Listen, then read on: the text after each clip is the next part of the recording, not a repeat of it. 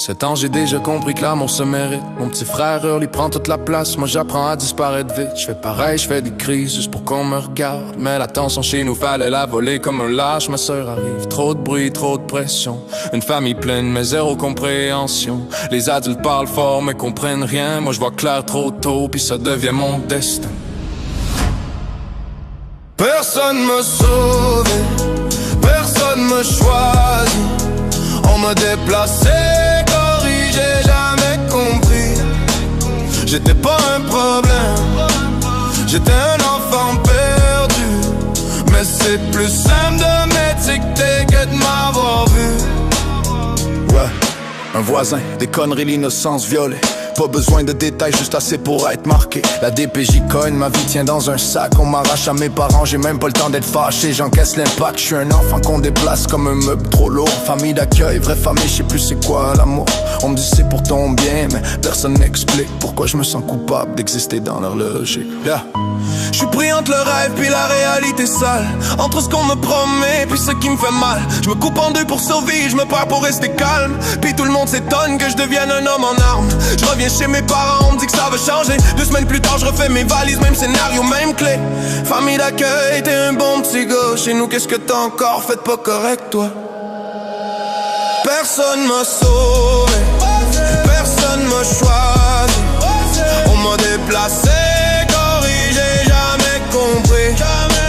J'étais pas un problème, j'étais un enfant perdu. Mais c'est plus simple de m'étiqueter que de m'avoir vu.